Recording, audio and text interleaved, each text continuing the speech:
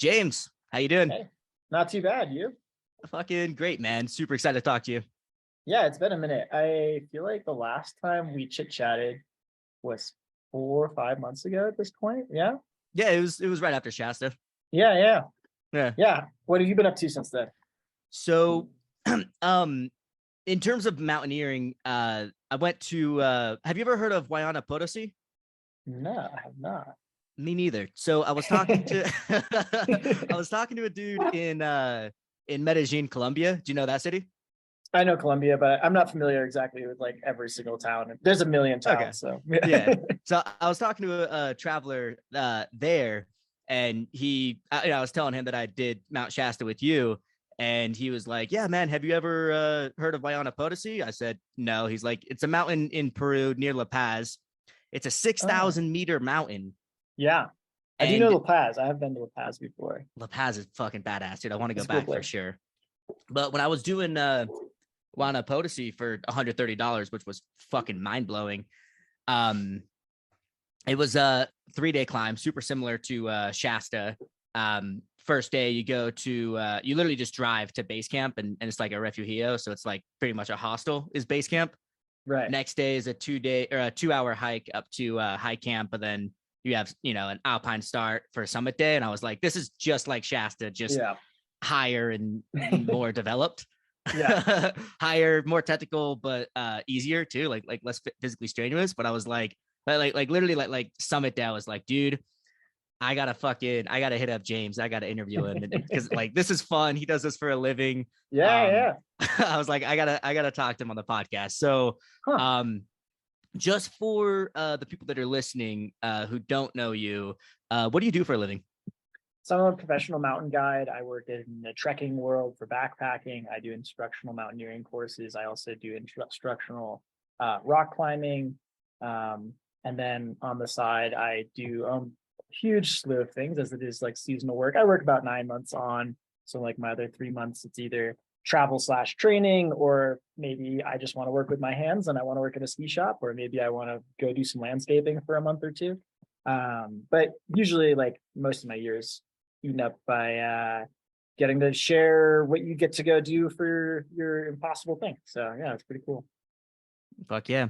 I was actually planning to ask this before that question, but it's fine. We don't gotta stick to a plan. Have you always liked being outdoors? Yeah. So I grew up in a very small town, and so the most affordable form of childcare was saying, "Hey, go outside." Mhm. So I feel like most of my life, like that's been kind of a normal thing. And then I'd never really been much of a backpacker camper, probably until probably till I was like 20 or so. My folks would take us to like the state park and we do like the car camping thing. And like my uncle had, boats that we could use on the lake. And, it's this whole thing where we'd all like as a family, like kind of pitch in to like create that space. And it was really nice to have access to outside stuff. But personally, like, I didn't know that I was going to be as involved with it in terms of like what I do for work, what I do for my pastime. Like, if you asked me 10 years ago, like, hey, like, what are you going to be doing? I don't know if I'd have the same answer as I have like now. Well, that actually was my next question is like what kind of traditional jobs have you had? Oh, I worked at airport for 2 years. I've worked pizza delivery guy. I've worked as trail crew. I've worked retail. Let's see, what else have I worked? Catering, lifeguard. A lot of folks that you meet that are doing the guide track a lot of times also come into it from the summer camp world, which is where I got my first start. I worked as a sea kayaking guide for a while, with kids in a wilderness setting, which is more or less the same as working with adults. It's just these Mhm. kids are like slightly more helpless. Yeah. So in a way, it's actually like great training for adults. So yeah, that's a handful of like what I've done professionally. I have kind of like as I was doing school as a young adult, like I was thinking maybe I might do paramedicine or maybe like the nursing world. So I have dabbled a little bit of that in the schooling side of it, but I haven't pursued it like any more serious way in the same way that I have with this. Mhm. So you've had like a safe, traditional, conventional, secure job before, and you just decided to give that up. Why was that? Well, yeah. I could give you the long version or the short version. Dude, give me the long version. The Depending long on how version. much time you got for the podcast, fucking. Yeah. So like I mentioned, I came from a small town, which is weird. I can't really say that anymore because there's Starbucks now in my hometown, so it's not a small town anymore. But there was a time. So I didn't have the same access to like the training that makes becoming an outdoor guide like easy. Like a lot of folks that I know that have been doing this for a while, like maybe their mom or dad is into this, and that's where they got their exposure. For me, like I got my exposure by going and doing a NOLS course, which for those who don't know what NOLS is, it's the National Outdoor Leadership School, which is the abbreviation, but they rebranded recently, so it's not called that anymore. Not important. Anyway, it's a really huge opportunity to like go do one of these courses, and something that a lot of people don't realize is like, unless you're from my background or a similar background, is like they're super expensive. Like I could never afford this. Like even if my folks are trying to help me, like not going to happen. Like, you know, it's just not going to happen. I think the semester course I did was like 16 grand, which is, you know, it's 32 credits worth of stuff. If you want to pay for the credits, I didn't pay for the credits. I just wanted the experience. And it's 94 course days. So it's a full semester long thing. And so a really close friend of my family had passed away, and while they were alive, they had always wanted to do something for me. But being from, you know, New England, where, you know, everyone works for what they're given, I had never felt very comfortable like accepting that help. And it was only like later when my second mother, basically, her name's Maeve, she had said, you know, like, hey, like I'd really like to like honor his wishes and like help you out. And to me, you know, as someone going to this person who's grieving, I was like, I can't take this from you. Like that seems so inappropriate, right? But it was like her way of coping. And also, I think a few times it took me like probably a few months before I realized how stubborn I was being about it. And it was more about me than it was about helping her, and like this was going to help her. So eventually I got around to the idea that I was being selfish and like saying no so much, even though she really wanted to do this thing. So that's a really fucking badass thing to put in your will, is like, hey, you know, I've got this relative, they've always wanted to do this thing and they've never had the funds to do it. In my will, like my one of my last dying wishes is I want them to go do this thing that I know they want to go do. Sure. And I don't know if it was written out as clearly as that, but I know that Maeve really wanted to do this, and I know that like Richard really wanted to do it for me while he was alive. So and so anyway, you know, we had a lot of conversations about like, okay, well, like, what would you do if money wasn't the issue? Like, what are steps that would actually help you achieve that? And also, like, let's do something that's going to be long lasting and not just like right now it'll be fun, and then maybe in a couple of months you'll get bored of it. So we had a lot of conversations like that before we like kind of jumped into it. But eventually we settled on taking this NOLS course. And that was the first time I'd ever backpacked before. Mind you, I'm like 20, going to be turning 21 throughout this course. You know, so I'm pretty young, but also like a lot of people at that point in their career have already backpacked at some point, you know. So also asthmatic. So my first trip backpacking, I was just like destroyed. So I just remember, you know, that whole experience was huge for me, not only for like the physical training and like the objective like skills that were being built along the way, but also like there's leadership skills that which is NOLS is super known for. And so after the course, I came back feeling like a totally different person, or even just like a better version of the person that went in. Yeah, I just applied to a bunch of different places, and I got super lucky to get this interview at this sea kayaking company called Ripple Effect. They're still around. It's a great summer camp program. And I applied for a guide position. They didn't have a guiding position available at the time. They were like, we want people, they're like, it's an entry-level job, but we want people with more experience. And I'm like, I'm sorry. Yeah.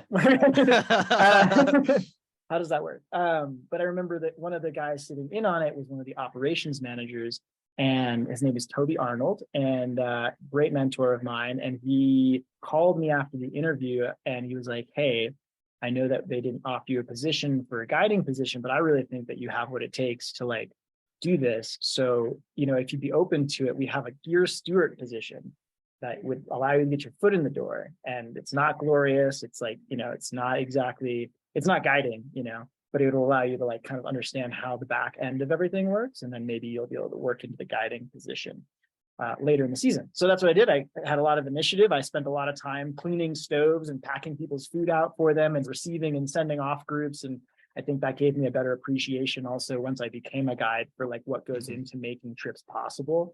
Yeah, like later that fall, I ended up being in an instructor role, and a couple of years after that, I moved out to the West to do working in more like a backpacking setting instead of sea kayaking in Yosemite.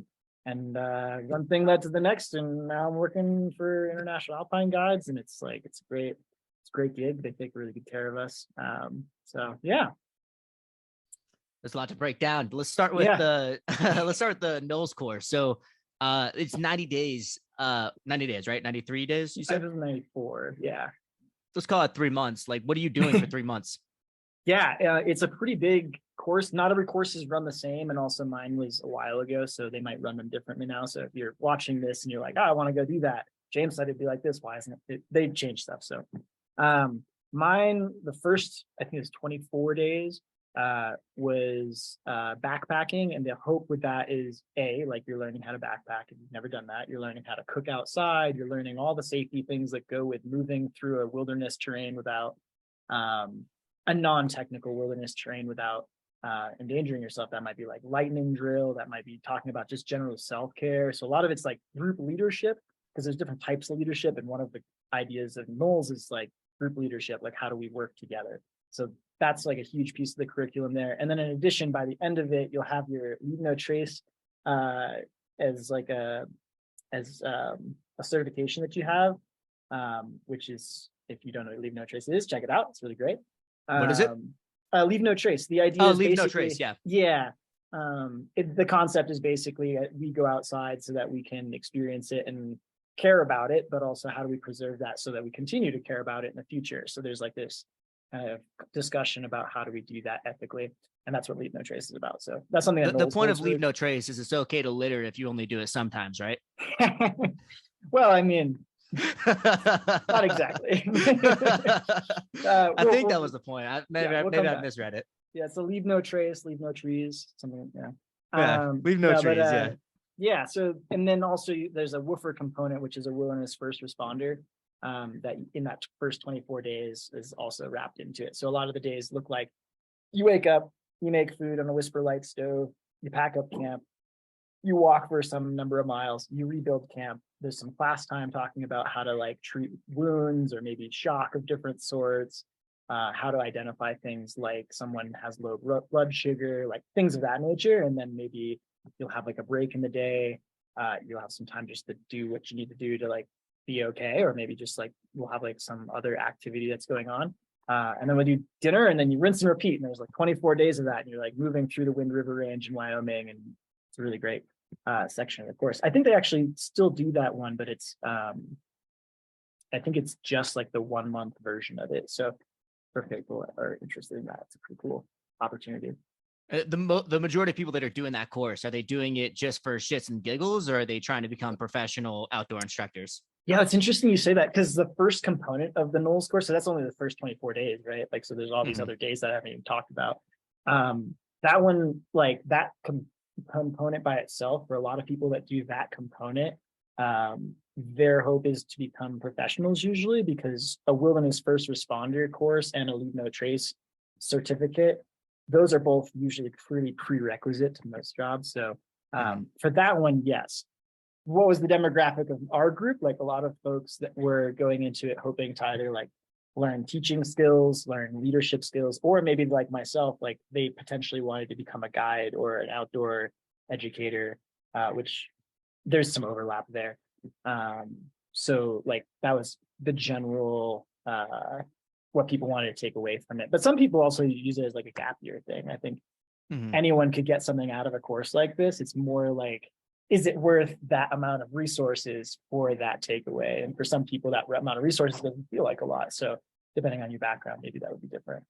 If you don't get the credits, how much was the course?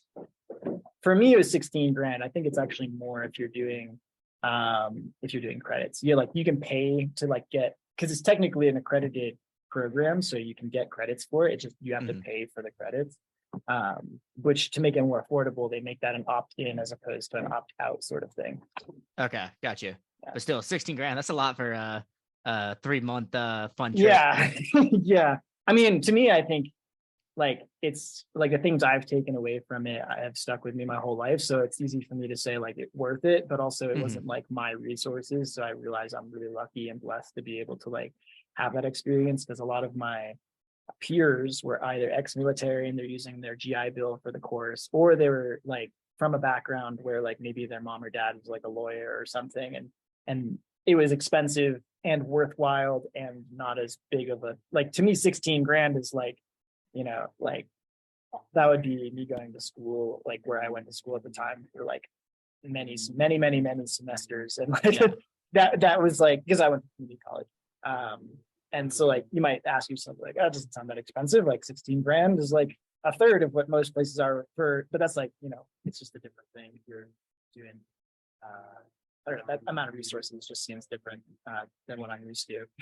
Yeah, I think if you compare it to like a vacation, like a $16,000 3-month vacation, that's a pretty expensive vacation. But I think if you compare it to like, hey, this is the cost of entry into this career, like if you compare it to like a college degree, like 16 grand for a fun career, like that's pretty reasonable. I guess. I mean, we're also, I remember chatting with one of my bosses, there's a landscaper, and he like put 16 grand down on a house where I grew up. And I was just like, God damn. what? I was just like, when you think about that, it's like, that's a house. It's Yeah. like, wow, that's crazy. And inflation and all that. So, it's just a thing. Sorry, one of our neighbors is leaf blowing right now, conveniently. Oh, I can't even hear it. You're good, bro. Amazing. Great. Yeah. So anyway, yeah, so yeah, that was the first 24 days of it. The next section was a rock climbing component with teaching. So we went to Red Rock and we spent time just camping at the group sites there and going out rock climbing pretty much every day, and then focusing on what components teaching wise are important when teaching. And then the next section was a canyoneering section, which focused not only on the backpacking components in a desert, but also self-leadership, because there's value to knowing how to work well with others, but there's also value to knowing what my personal strengths are and how I can make those best for the group. That's like a little different of a focus. So it's a little more introspective. I actually really enjoyed that section. We got a lot of slot canyoneering in, and we were in the Capitol Reef, BLM land, kind of south of Goblin Valley, probably. Yeah, nice area. Miles. Yeah, it's really beautiful. If you haven't been there, it's definitely worth going. Blue John Canyon's in that area, actually, which is the 127 Hours movie.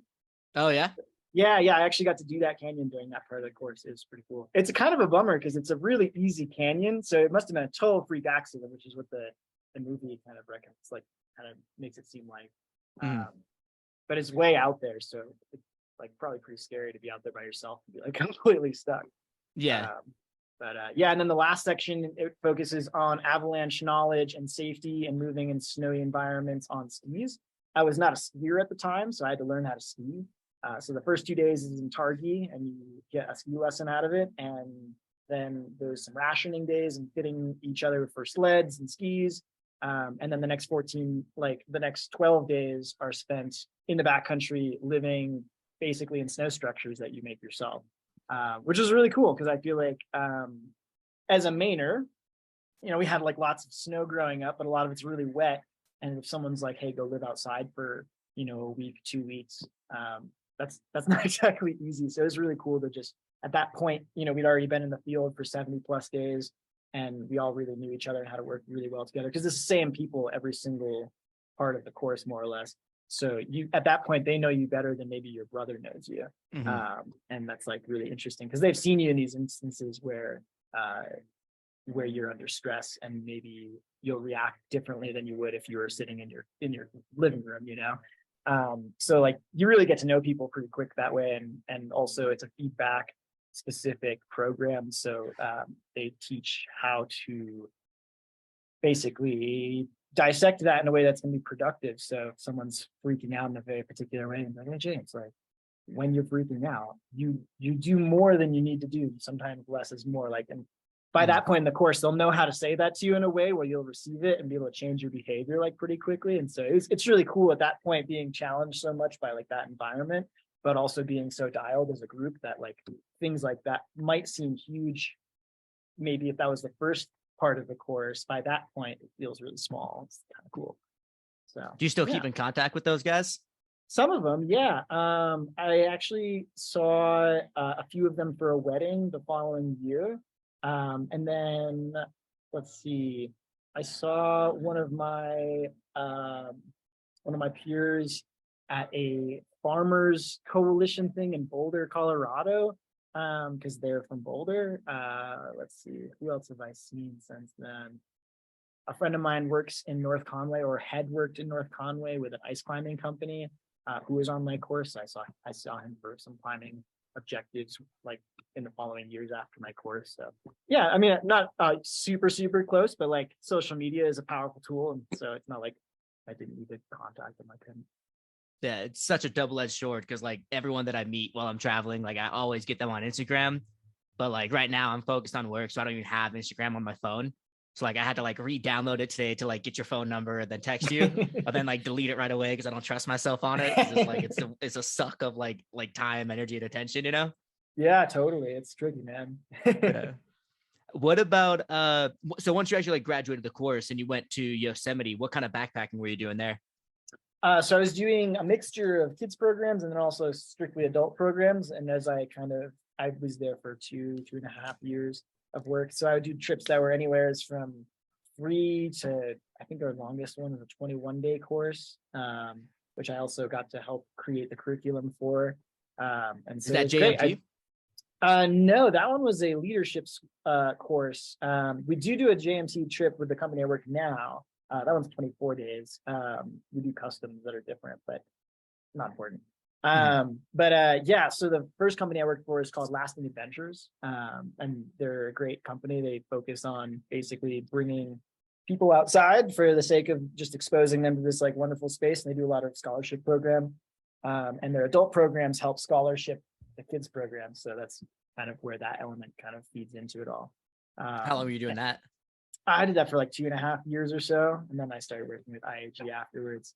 I've always really enjoyed rock climbing, but I didn't realize how much I would enjoy guiding that terrain. So something that the Lasting Adventures company just simply didn't do because it wasn't their specialty was technical guiding. And so as I've moved into that, that's been a really huge part of like what I do for work. Yeah, it sounds like a lot more fun when you're actually like climbing like climbing mountains and climbing rocks, you know? Sure. Yeah. Well, I mean, it's interesting also because I think backpacking clients and mountaineering clients are generally there for like different reasons. I feel like backpacking clients, even just like breaking it down like kids versus adults, like I think kids, they don't know why they're there. And so they just want to have a good time if they can try, you know, like usually more often than not and stuff like that. You don't talk to like, 15-year-old and you're like, hey, like, what do you want to do in your spring break? Like a lot of them are like, I want to play video games and like hang out. So, usually they're there because someone encouraged them to. Sometimes it's because they want to, and that's really cool too. But by the end of the trip, a lot of times they don't want to leave because they've gotten so close with this group and they get to go do this thing that seems like maybe impossible or really hard, but they're really rewarding. And so being a part of like a backpacking trip is really great for that, even with adults, because by the end, everyone who didn't know each other knows each other pretty well. And like, it's almost this little family, and there's a lot of downtime, on trail to like focus on like chit chatting with each other. Whereas in mountaineering, it's a little bit more full on. There's not as much oxygen available to be like chit chatting the whole time. So I think in a way, there's a certain amount of like community that's built really strong, really fast with backpacking, which I love. And then the technical world, the other side of that is like a lot of these technical objectives for people is just like horrifying to try by yourself. And so like being a part of that is like really special to me because like people are trusting me to not only keep them safe, but also make that experience something that is going to be productive for them moving forward from that experience. It's one thing if I can get them back to the car. It's another thing if I can bring something back from that experience that is worth bringing back to the car. And so like that's what to me about technical trips is really cool, and it's more involved. There's like more systems elements of it, and so there's a really cool feeling about getting somewhere and being like, yeah, I walked myself here. Like that's pretty cool. Like can't do that in a car, and that's hard to explain to someone who maybe hasn't experienced that themselves yet. What's the difference in intentions between people that do like a mountaineering trip versus someone that does like a backpacking trip? I guess that depends on the person, really, because I think a lot of people have different intentions. But my experience is a lot of people doing the backpacking thing sometimes just want to get away from it all, but that's also true with the mountaineering thing. And I think in both cases, people want to like challenge themselves. I'm trying to think of a more like concrete separation or two, because it's always different for each person, right? Like I imagine if I asked you, like, hey, if you were to go on a mountaineering trip, what would you want out of it? And like that answer would probably be different than if I asked the same exact person, hey, we're going to go on a backpacking trip. Like, what do you want out of it? It'd be probably different in each person's mind, but there would be something different. For me personally, when I'm going backpacking, it's the solitude element. Like I like getting away from people, and I kind of like having more time away, where it's more just about kind of being a little more introspective and just kind of focusing on when the sun comes up, I get up, and when the sun goes down, I go down, and like we're just gonna walk and just be genuine with every single day, because the people you bumped into on the trail are oftentimes also kind of in the same mindset. So that's kind of refreshing. Yeah, just like getting away from like all the noise of busy life. And then also I think on the flip side with mountaineering, a lot of times mountaineering is kind of like parkour, whereas backpacking is like running. It'd be faster to run around the house, but the parkour expert wants to go over the house. And so there's a bit of style and like a bit of ego in good and bad. Like I think people that want to go over it because they think they're capable or know that they're capable, there's something that's enjoyable about testing one's ability in a safe way where the risk is it's measured. Have you noticed more of an ego with people that are into mountaineering compared to like your average mountaineer compared to like your average backpacker? Have you noticed that like the average mountaineer has a bigger ego?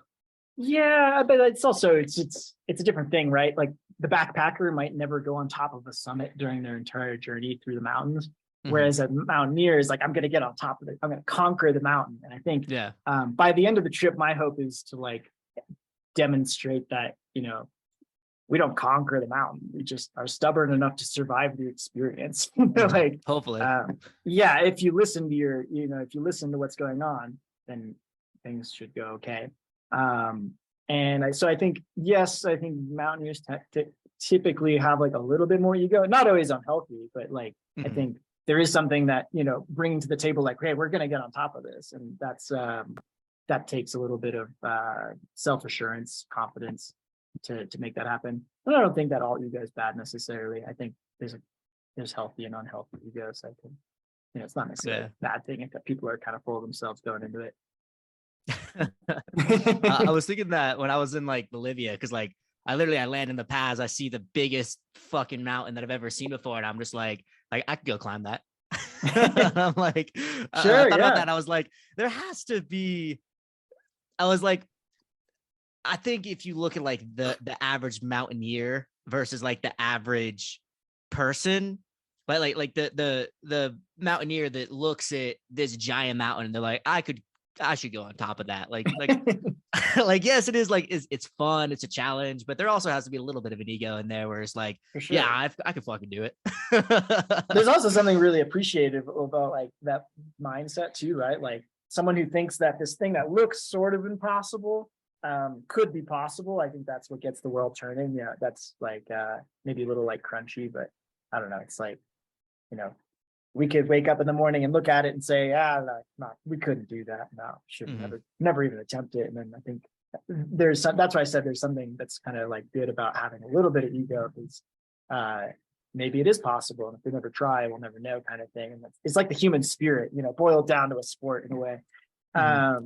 So yeah, I don't know. It's kind of cool. I think that's like really refreshing also, because it's really scary to like admit that we want to try it, and then actually go execute it. And it takes like, it's not like an overnight snap of the finger. Okay, now I'm a mountaineer. It's like, it takes discipline, it takes training, it takes the right equipment, it takes a lot of preparation in terms of like the plan for the specific objective. And so I think like, that's the components of being able to do anything really. And I think that translates really well to like a lot of stuff. So I think it's cool. What do you get out of it? Personally, for like work or like just the mountaineering?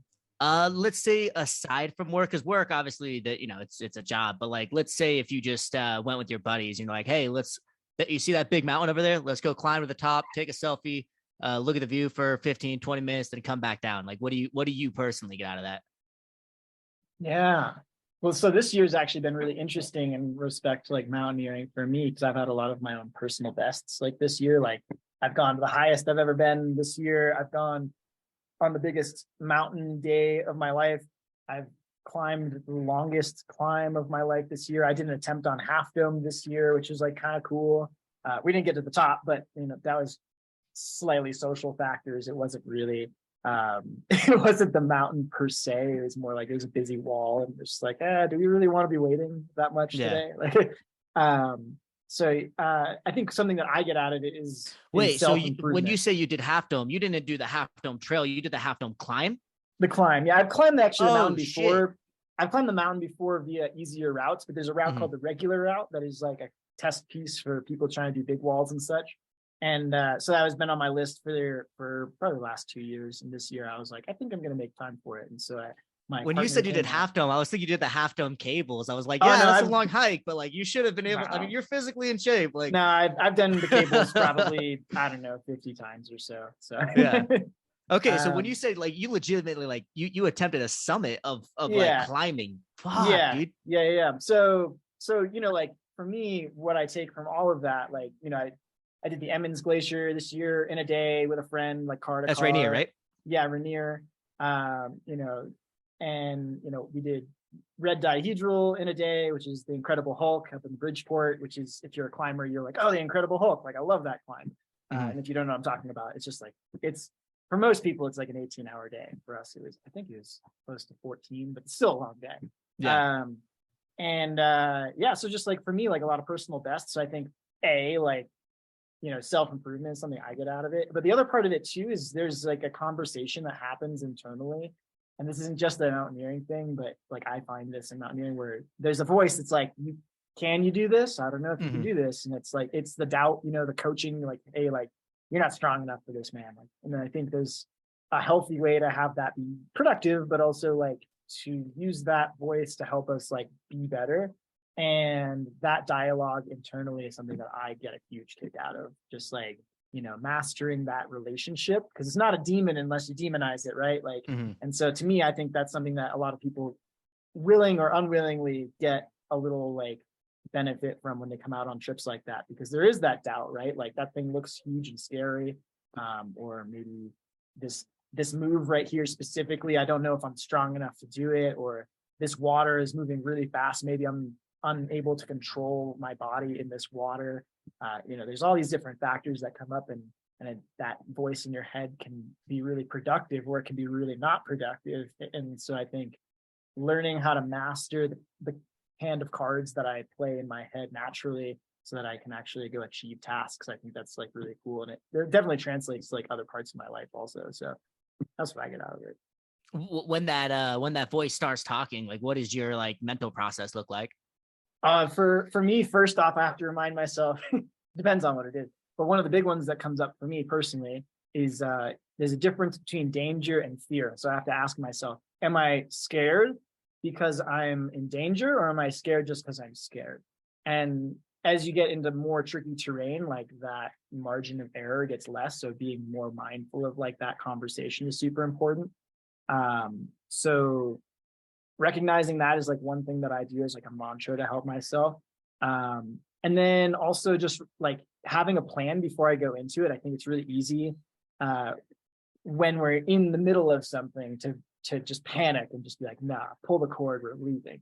But if we're on time and we have all the resources we need to keep moving forward, and I know that because I have a plan, I don't have to actually, like when I'm panicking, it gives me a lot more room to continue on if that's part of the plan, and I'm here by this time, that's great, I can keep moving. Or like, okay, well, we're a little behind, but I know that the next section is going to be really fast. Maybe I can get away with it because we're only 20 minutes behind. That's not a big deal, things like that, like having that plan really helps. So that's like something that goes into it. And then also just like training, like I don't get off the couch and go do these things. Like, this is what I do for work. This is what I do in my free time. And training can look like a lot of things too. Like sometimes if you train a lot for a few months, sometimes rest is part of training. If I'm going to go do something huge and I don't rest before it, it's no wonder if I don't succeed. So, that's a component of it as well. Yeah. Yeah. So you don't want to finish a backpack and then go straight into an 18-hour rock climbing day.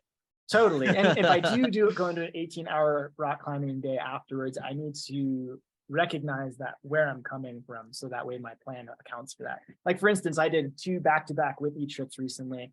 And then right after the Whitney trips, which we had crazy snow on and everything, I was super tired. I went right back into the backcountry to go do a trip in the Palisades with my partner to go climb this 2,200, it's like this huge climb. It's called Venetian Blind, Temple Crag.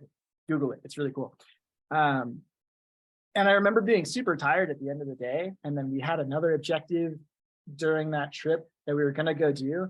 And we could have gone and done it. And I was just thinking to myself, like, hey, like my plan was to feel still pretty good by this point in the trip. We don't have to do this second piece. And like, that's fine. So I think, it's cool because I think, I don't know, it's easy to get obsessed about stuff and not let it go. And also the mountains aren't going away. So I feel like with mountaineering, it's super, super, super easy to get obsessed with the summit. And it's like, especially when you're guiding, like how often does someone like just feel like devastated if they can't make it to the summit for like, let's say, the group we had either like weather almost or injury or I mean no one quit because like lack of physical effort or like altitude sickness. Like I feel like with mountaineering, like more so, and this is actually what I was thinking would be like the difference in intention between like mountaineering and backpacking is like with backpacking, like if 3 days into a 5-day trip, you have to turn around because there's bad weather. It's like, all right, that's fine. We had 3 good days, eventually I'll go finish the other 2 days. Whereas like, if you sign up for like a 5-day mountaineering trip and you don't make it to the summit, like with mountaineering, there's like this single point of fixation where it's like, hey, there's going to be this single like spot in the dirt where I want to get to. And if I don't get to it, then it was a failure. Whereas like backpacking is like, wow, look at that pretty mountain. That's cool. I sure, like totally. Yeah. Look at that cool tree. I like that tree. Totally. Yeah, I think that's something that's like challenging. As a guide, I try not to like define success as like the top, which is always hard to like say that to someone who's more or less paying for you to get to the top, right? To the top, yeah. But really they're paying for you to keep them safe. So it's definitely a tricky thing, right? Because like you're right, people want to get to the top and like, are they disappointed if they don't succeed? Sure, yeah. I think also the flip side of that too is like when they arrive, and like even if it's not a guided thing, if someone's recreating and they go try something that maybe is really hard for them, if they don't make it to the top, like they're not going to just become stronger because they want to. So I think some level of that is like admitting how prepared we were or weren't for it, and there's room for trying hard even when we're prepared, and when we're not prepared, if just trying harder doesn't necessarily make it happen. So I think there's a certain element of framing that not only for other people, but for myself when I'm making a plan to go do something. Like, for instance, when I went up to go do Half Dome, I was like, okay, like we're going to leave in the morning by this time, and we want to be at this pitch by this time. Like this is before the sun comes up, and we want to be here. And so, we can try really hard to move really fast to get there, but if we objectively can't get there because of whatever, either maybe the conditions are harder than we thought, or maybe it's a busy wall, maybe we turn around, right? Like, and success is actually successfully going out, giving it your best, and coming back, in my mind, as opposed to making it to the top. Because nobody cares if you make it to the top if you never make it back to the car. They're like, what an idiot! Like, wrecked himself because he was obsessed with the top. And it's really, that is something that's hard to like communicate to people sometimes when they're like going out to try something, because there, like you said, there is that ego there that like, it's like mountaineering is about getting on top of the mountain. That's like mountaineering, not like parking lot nearing, like it's not base camp-eering. Sure, yeah. So, but I think, what people don't maybe realize about mountaineering is like more often than not, especially big objectives, is like people typically don't make it their first time. And when they do, that's like really special, and maybe it sets a bad precedent for future trips, because it's like now they're like, oh well, I made it first time on this other objective, and and that's not to say that baby steps can allow you to have higher success rate, but yeah, it is a funny thing, right? It's like I want to get to the top of this so bad. Like how much am I willing to suffer for this, and also like how much suffering is actually going to equate to success versus just like putting myself in danger. Yeah, with mountaineering, that line is pretty thin too. Because, it can be, yeah. Yeah. Like let's say, I mean, like when I was climbing up Waiana for the first time, I heard that voice that you were talking about, and I was thinking like, oh shit, what if I don't make it? And Yeah. it wasn't because of anything like physical, but like around like 5,700 meters, like I started to get a little bit of altitude sickness. Yeah, you start feeling like crap. You're like not sure if you got it in the tank, and it's You just got a that thing starts headache asking and you to like, hey, like you should doubt yourself because yeah. whatever. And sometimes it's right, and sometimes it's Yeah. not. So So how do you know when to differentiate the two between like how do you determine because like with mountaineering like you could push yourself past the limit to where it's not like hey um I'm not trying hard enough. It's like hey you're trying so hard that you're running out of gas in the tank. You have to go up, totally, but then you also have to come back down, and if you keep going up now you're putting yourself in danger. Like how do you totally. distinguish that voice versus the voice that's just like my leg hurts? Yeah. I feel like there's two parts to that, right? Because one, you're asking like, where is the line? Like, where is trying too much like a thing? Like, what is that line there? And the other side of your question is like, how would you know to start listening to it? And for me, like knowing the line is also like going out and testing yourself in baby increments. Cause like, for instance, like before you went out and tried Shasta, I'm sure you tried a lot of other stuff. It might not have been like Shasta, but it was like things like, you know, like hiking or like doing a Yeah. long day, carrying a lot of weight. It might have been in small increments, but you did stuff, right? So you have to start understanding what your body feels like when it starts to break down in those circumstances. And then when you put them all together, it might be a shock, but at least you know these different components, right? And you could Mhm. even look at that like as a way of like measuring, okay, like where is my line? So like, you know, like if for instance you feel a little cold, that's one thing, but if you're like hypothermic but you don't Mhm. really know what that looks like, that's pretty dangerous, right? If you feel a little cold and you're like, well, how cold is too cold? It's like, well, Exactly. so Yeah. Like how is so like the line between like I'm just being a bitch or like no like I was really cold 5 minutes ago, now I'm really hot, this is not good. yeah, sure, right, yeah. So I think there's I don't think people should go out and just like get wrecked in the mountains, but I do think that people should push themselves in a safe environment where the risk is really low, and so they can start understanding their body like in those situations. And I think exhaustion is one of the biggest ones.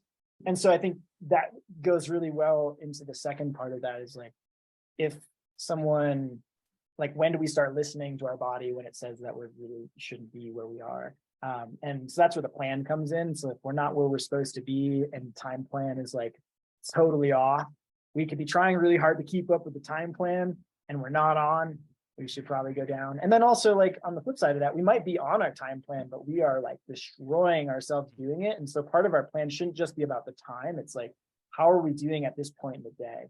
Because to me, like when I'm at the top of the mountain, I want to have probably 40% of my tank still available to me by the time I'm at that point. Because some people might say, oh, the way down is like really easy because it goes way faster and I don't have to work on going up. But a lot of injuries happen on the way down. So, you know, I don't know if 50-50 is entirely necessary because that's like not fair to like, you know, the whole thing. But, you know, let's say that you did want 70% for going up, you should probably have at least 10% in reserve in case something wrong happens. You could do everything right and things can still go wrong, right? So like if you're planning to have 30% on the way down, that's pretty good because now you've got 20% left over or whatever. And so anyway, yeah, I think just having that plan and just like asking yourself at this point in the day, you know, when I'm at the top, how am I going to feel? And as people do those baby steps to like build up to bigger objectives, it like gets more clear like what your body can handle, which is, you know, it's not as exciting as just going for the big thing, but it's definitely way safer and you're gonna have more fun doing it, which will keep you doing it. So When you do a climb that you've done, well, how many times have you done, let's say like Shasta? oh jeez. I think I Like did, rough ballpark, like well 10, this season 100. alone I did it like 20 times. This is my probably my third season. My first Mhm. season I really only did like 2 or 3 trips, so I've probably done it near 50 times. Okay, so when you climb a mountain that is pretty physically like strenuous, and you've done it 50 times, when you get to the summit, how much gas do you have in the tank? Depends on the mountain. I remember doing the Emmons route, and when we got finished with the route, I was like pretty like, so to be clear, like the Emmons route finishes right at the top of where basically like the DC route and a few other routes kind of meet up. And at that point, you have the option of turning around on skis and going down, which is what we ended up doing, or you can continue on to the summit, which is only 700 feet higher. In our case, it was really windy, and with skis coming down on really bad snow conditions didn't sound fun for us. And I remember looking back at it being like, if I had taken like an hour and like just sat down, I think I would have been totally fine to make it the 700 extra feet. And so I think like something that went through my head was like, like right now, can I take care of myself? Like, do I have the energy to do that? Like, can I stay warm? Can I keep feeding myself? Can I drink water? How's my head feeling? If altitude is a question. So like, those are the things that go through my head when I'm like trying really hard. And then on the way down, I felt like totally fine, which is so funny because like, like it's like on the way up, things really are really hard, especially if you're doing something like that where it's like 10,000 feet in a day. It's like, it's a huge day. You do 10,000 feet? Well, if you do the whole thing, technically we did a little sub 10 because we didn't finish all the way to the top. We went to the top of the route and then stopped because it's a kind of a mushroom on the top. Wait, so you did Rainier as a day trip? Yeah, car to car. Holy shit. Yeah. But the Emmons route is actually with skis, like it's doable. It's just a pretty mega day. So that's kind of what you saying, like you're asking, like, how much gas do you have at the top of each mountain? And so I think it's going to be different on each mountain, right? Like on Rainier, we had done an enormous day, and I knew that we still had a long ways to go back. I was pretty tired there. And as I'm going through my checklist, I'm like, yeah, I can take care of myself, and maybe I could have made it to the top. But I turned around because I was like, well, I'm pretty tired right now. And like, I know I can get back now. And if in my head I have any doubt of whether or not I can get back, if I keep going, I shouldn't keep going. Like, that's not smart, right? Whereas like other mountains, like I run up Half Dome in like 6 hours, like car to car. And like, that's not nearly as high, but like I could probably run up Half Dome as cables, or actually like as cable, as like cables. Okay. You can do that in 6 hours? Yeah, it's just like it's pretty fast. It's not the fastest. I'm sure people have done it way faster than that. Yeah. But yeah, so I think like, like something like that I could do like 3 times in a row. But the difference between those two is like one of them, is really far from the car and one of them is not. And so like your room for error is less. I think having some knowledge of like, all right, well, what does it feel like to go 3,000 feet up higher? And then I have to also be able to get back here. Like that's a requirement, and it's hard to understand that about your body until you like run it through the works a little bit. And that's why those baby steps are so important. How many, like, let's say like a mountain like Shasta, if you had to give an estimation, when you get to the top and you're doing like just a regular guided tour, like how much gas do you still have in the tank? For me, Shasta's kind of a funny mountain because it's so much exposure. It's not even like a physicality thing. It's like the wind and the snow and the just walking at a specific pace for a really long time. And also you're up for really long times. Like when you guide Shasta, it's like usually the summit day is like a 16-hour day. It's pretty tiring. For me, like on that day, like I usually get to the top and I've probably gone through, I don't know, like 30% of my tank, which for me, Shasta is like, I've done it so many times that it's like a different mountain for me. But I will say by the time I get back to the cars, I'm pretty tired because at the end of a 16-hour day doing anything, even just like sitting on your couch, you're exhausted, like, yeah. So I think that's something that goes into it too. But the nice thing about Shasta that's a little different is by the time everyone's off of technical terrain, like there's still enough juice in the tank where walking the next piece has little consequence if you mess it up. It becomes much easier after a certain point. Like you remember the Red Banks, we went up through the Red Banks. That spot, you fall, no good. You don't want that. Yeah. And like the bowling alley, if you fall there, not great. It's a lot better than the Red Banks, but you would. Where's the bowling alley? It's right below the Red Banks. It's like that big funnel of snow. Yeah. Yeah, in between Red Banks and Helen Lake, right? Yeah, exactly. So like that area, you wouldn't want to fall, right? Like that. Don't want to fall. Bad. No. Yeah. And then, but like after there, like it starts easing up. Like you wouldn't want to fall just because falling's uncomfortable anyway. But like the consequences for falling after that point become much less severe. And so that's where that's also something that goes through my head as I'm planning, like, okay, well, how much gas do I need when I get to this point in the day? Like I still have to do this part. So, and it's going to be different mountain to mountain, like the cables on the Half Dome is the only part of real consequence. So, I mean, that's a really small section where you have to be worried about your energy. Whereas the rest of it, you could just walk really slow for the rest. You could have like 5% left in the tank for like 90% of the entire Mhm. trail. And if things didn't go perfectly, worst case scenario, you just sit down and drink water for a couple hours. Like, Yeah, chill, hang yeah, out. like, yeah. Whereas on a big mountain, you can't do that. It's like not Mhm. going to end well. Especially with So, like the time constraint where it's like with like a mountain where you have to do like an alpine start. It's like yeah, you where need it's to be huge. back below this point. You need to be back to this point after the summit by this time, because otherwise it's Yeah, totally. dangerous. Yeah, there's Yeah. like a lot of components that go into that. Yeah, it's tricky. Why is that, by the way? Like because I know like for all of the big mountains you do an alpine start, but I don't really know why. Is it just because of Sure. like It depends on the mountain. Sometimes it's client care because if you have people awake after a certain amount of time in the mountains, they'll remember that experience as being really not fun.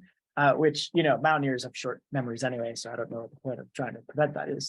They'll forget. mhm, But the other part of that is some mountains with snow on them, rockfall hazard goes up as the snow gets softer. So if you're leaving really early in the morning, um, it's like a little less to do with your personal ability and a lot more to do with like what the mountain's going to be doing as it gets warmer. If you're coming down through a section that's like super warm, it's more likely that something's going to get dislodged and fall on you while you're in that area. So if half of the time that you could have been exposed to that is completely alleviated by leaving before that even starts happening, then that's great. And then if you're planning to be below that point and out of the way before it starts happening, say like 1 o'clock, 3 o'clock, somewhere around there, where the solar starts to really affect the snow. That's a lot of times a big component of it. And then another piece of that is like that time thing we talked about. Like if maybe there's no snow on the mountain at all, right? And they're like, hey, we're going to be back to this point by this time. It's a little harder to tell someone to turn around if that never was brought up, if they're not making the pace, than mhm, if you bring it up first and then you're like, hey man, like you were supposed to be here by this time, we're not, and I think we should mhm. turn around. Like that conversation goes better than, hey bub, like you're really slow, like we're going to turn around. You're like, what do you mean I'm really slow? Like we seem like we're doing fine. There's nothing to Yeah. compare it to. Yeah, you set the standard before, then that way when you reach the point, you can either say like, hey, either you're meeting the standard or you're not meeting the standard. Yeah, and it's like not personal. Like I think every guide wants to stay out long enough to help them make their goal and they want to see them succeed, but Mhm. at a certain point it's like also our job to like be really like practical. And not even in the guiding world, like with my recreational friends, if we're out doing an objective, we always talk like, hey, at like what point should we be at the top? At what point should we be here? At what point can we not turn around anymore because it's a rock climbing route and maybe it's overhung and we can't actually like leave after a certain point? So we need to like have that discussion beforehand so that way when we get to a certain spot and we're like, hey, we're like an hour behind, like what does that mean for us moving forward? Like, does that mean our energy is no good? Mhm. Does that mean that like we had built in, an hour of free time to like have wiggle room and now we need 2 hours and that's unacceptable? Or maybe we both feel totally fine and we're okay with walking out in the dark and like maybe because of all the other circumstances, like that's not going to be a problem so long as like we like keep a good pace. So it's about a conversation, but also that plan is like huge. How was it climbing Half Dome? It was fun. I will say we only did like 3 or 4 pitches. Mhm. There was a How lot much of is that in parties. like feet? It depends because a pitch is a rope length, and so each pitch is usually built in a way that like it'll make sense for like rope drag and such. So like maybe one is like around the corner, and so it's not very long in terms of vertical Mhm. height, whereas other ones might be straight up and down, and it's a 200-foot section.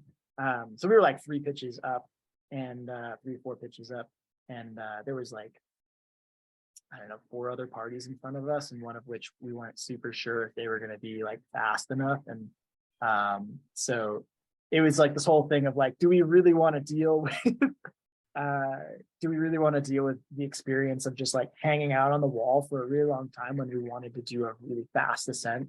Mhm. And so like in the interest of that, we decided to turn around.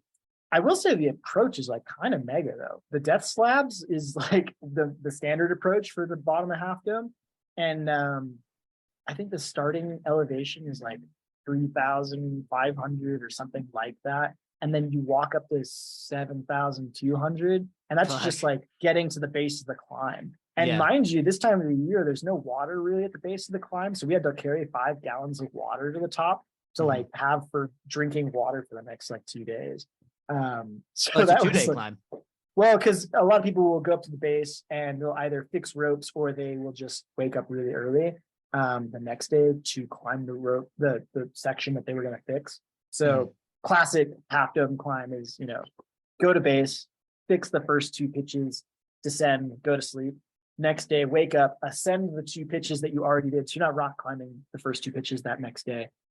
So are you doing like top rope, or are you just like actually like assisting? It's like an ascension device. Like there's these things called Jumars that you can use to ascend a rope.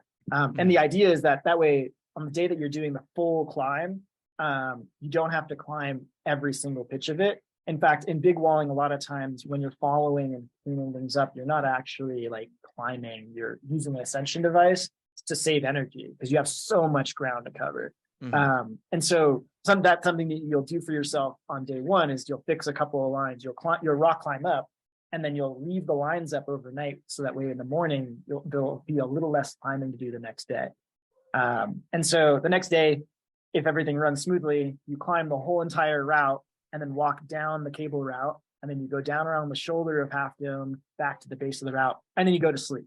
Or you could walk down if you want to. A lot of people will do that if they finish early, but I mean, you should plan to have the ability to sleep there because if something goes wrong, then you have no options at that point. So just sleeping in dirt. Yeah. Well, I mean, also like if you don't have any water because you plan to be gone by day 2, like that would suck to not be gone and then you need water. So it was planned as a 3-day thing for us, and we just decided that like that was like just like it like with what was going on the wall. We were like, What grade is it? So it depends on how you climb it. If you climb it completely free, I believe it's like 513A. Don't quote me on that. But if you climb it as an aid style, you can climb it majority of it at like 59A2, which involves climbing bolt ladders, aid climbing, a little bit with grappling hooks. But for the most part, it's like pretty simple.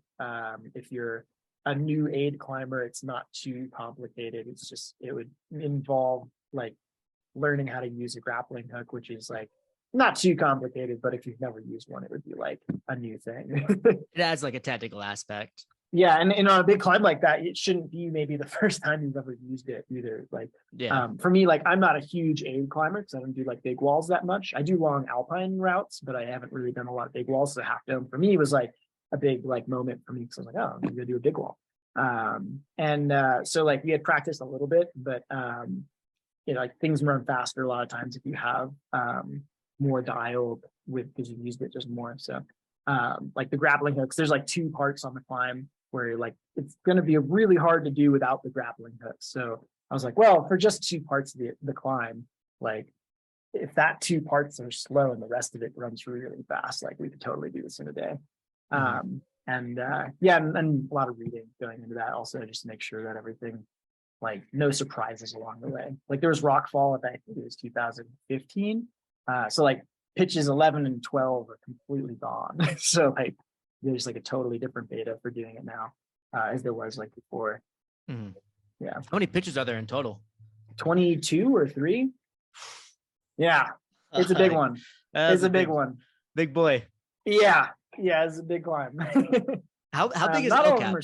How big is El Cap in terms of pitches? I think the total pitch, well, it depends on the climb, but the nose, which is like the most classic line on it, goes right up the center of it, the tallest part of the wall. I think that's 37. So I think the total height of El Cap for the monolith element of it that like people climb is 3,543. Someone's going to Google that and it'll be wrong, but it's pretty close to that. So it's, I think that's the largest monolith in the lower 48. I think Alaska might have some stuff that's taller, but it's a bit more obscure. I think there's a place in BC that I think is a bigger monolith. It's also granite. Yeah. Like the chief, or I think the captain, something like that. Oh, no, the captain is El Cap in Spanish. But there's something up in like Canada, or it might even be just southern Alaska, but I think it's called the Devil's Kitchen. I remember looking at that and then like doing the math out on like what the height of it could be. And I might have misunderstood what this post had said about like what was considered the devil's kitchen, but when I had done the math out, I was like, oh, that's taller than El Cap. Like, that's kind of crazy. Are you planning El Cap? Not this year. I had aspirations to climb up to Heart Ledge just as like a fun thing to do. But I think I want to do Half Dome first and make that run smooth. And then there's a climb on Lost Arrow Spire that I'd like to go do, like bottom to top. And then there's also one on Washington Column. That's a good training climb for like big wall. Because the thing with El Cap is it's pretty busy. And I think that like one of the things that I learned in this last experience was big walling. There's a lot of people on the wall, and that's like part of the challenge is like, how do we move through this terrain, but also how do we move around these people sometimes that like, and you have to like kind of plan a little bit so that nobody's on top of each other. And then also there's only so much space on top of different areas. So for me, because El Cap is so tall and aid climbing is so slow and it takes more aid climbing on El Cap, like I would want to be so dialed that like I can make up time easier. Whereas on Half Dome, it's a lot of people do climb it in a day and they don't have to stay on the wall. El Cap, you can't really do that very easily unless you're super fast. So could you just tell like a group like, hey, you guys are too slow, just wait here at this pitch until we finish ours? You could say something like that. I think more commonly what will happen is obviously like phrase it nicer, but sure. I think a lot of times they know they're moving slow and and nobody wants anyone like on their butt. So like usually they'll actually ask you to pass them. And so, you know, if someone's moving slower than you can generally pass. Sometimes it doesn't matter though, because if there's another party in front of them and another party in front of them and another party in front of them, like you're just going to end up waiting at the same ledge, at the next ledge together all again. Anyway, so sometimes it just doesn't matter. But it's just there's that many people that sometimes, and on El Cap, it's so big that the backlog can happen like that. And on Half Dome, we discovered that can happen a little bit too. So it's just kind of like a bit of an expedition choice to be like, what are we here for, really? Do we want to hang out on a ledge or do we want to climb a lot? Are we here for climbing or are we here for relaxing? Like, well, I came to climb. Sure. Yeah, totally. And sometimes waiting on a ledge is not that relaxing because you're kind of like, for me, I just end up eventually being like watching the time fly by and I'm just like, okay, like we should be moving right now, but we can't. And like, that's not relaxing to me. Yeah. So, yeah. When you said you did the biggest, I think you said climb or summit that you've ever done before this year. Which one was that? I did Orizaba, which I don't think was the hardest thing I've ever done. It was the worst headache I've ever had, though. Orizaba is a volcano in Mexico. It's part of like the 3 summits, like volcano climbs that a lot of people will do. And that one's at 18,500 and something. So it's pretty tall, but you do start the hike at 13. So it's like another 5,000. But the thing that's like interesting about that climb is you can either sleep at 13 and get like horrible sleep because it's like pretty cold. And also just it's not very good camping. There's no water up there for the most part.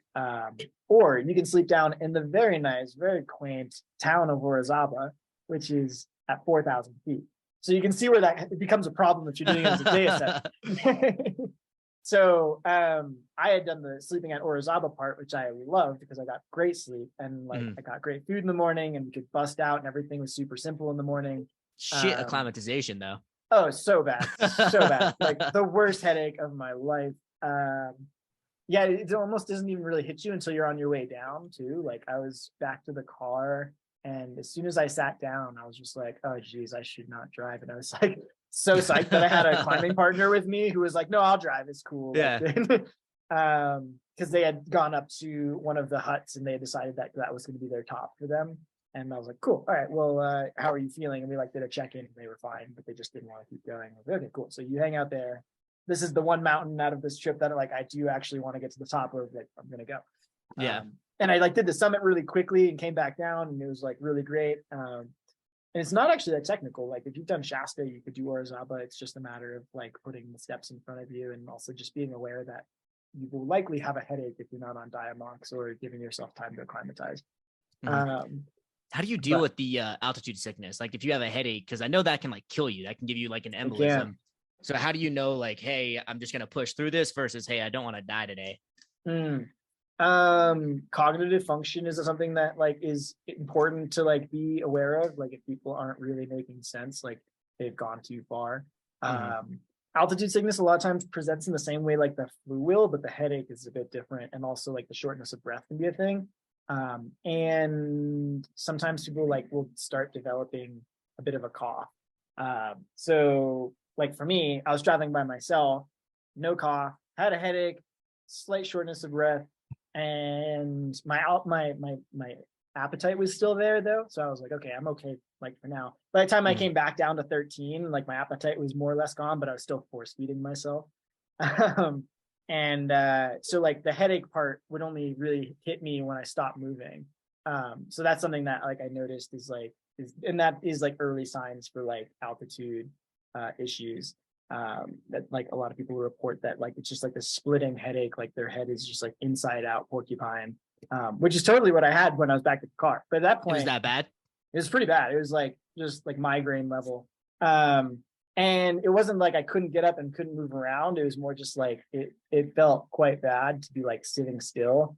And the most like basic thing you can do to like make that go away is just go down, like just drive lower in elevation, helicopter evac if you're in a place that like that's not possible. But like for me, like it was kind of part of the plan to be at the cars and probably feel like crap by that point, which is exactly what happened. But at that point, the next thing that would happen, even in the worst case scenario, is drive down, and that's what our next step was anyway. So it was all part of the plan. I was just surprised at how much it hurt. I was like, oh, it was a pretty bad headache. Yeah.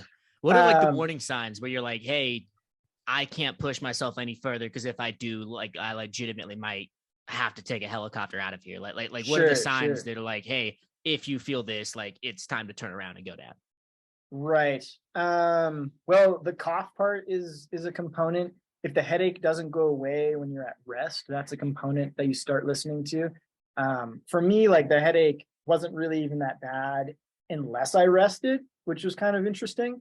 But if it had stayed through, even when moving, I'd been like, okay, it's time to go.